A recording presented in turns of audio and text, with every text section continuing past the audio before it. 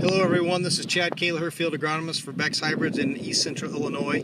Today I'm in a cornfield in northwestern Vermilion County, Illinois. This field, today is June 1st. This field had severe hail damage last Friday night, upwards of 3 inches of rainfall associated with it, with as big as softball size hailstones. And we will assess some of the replant in this area potential and what the potential for regrowth from this hail damage is. So we've measured off a distance of 17 foot 5 inches to get an idea of what the original plant stands were in this field, and many counts in this field show us that we had roughly 20 to 25,000 plant stand, and for this area in the planting date, which was roughly April 25th, this was pretty good. We had some cold, wet periods for an extended amount of time after planting. This corn was about V4 prior to the hailstorm that came through last Friday night. So let's take a closer look at what we're seeing. So as we go down the row, we can see that we have a lot of severe damage on some of these corn plants. And almost a week later, we're not seeing a lot of regrowth.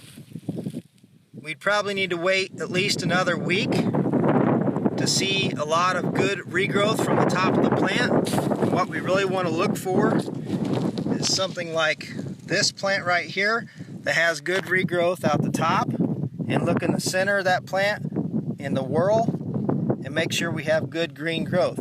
Now, the one question that we do have about this field is some of those plants that were, the hailstone was hit all the way down to where the plant is just showing desiccation and really nothing above the soil surface.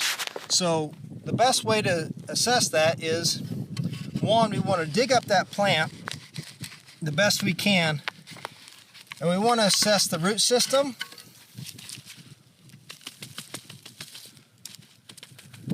And we also want to assess that mesocotyl and see if it's still healthy.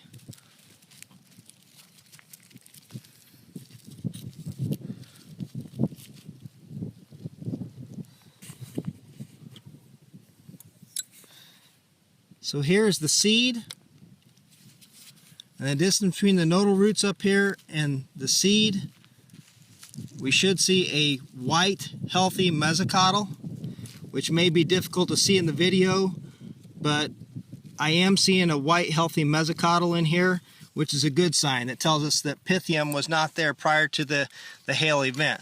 The next thing is to try to split that stalk and see if we have a healthy growing point.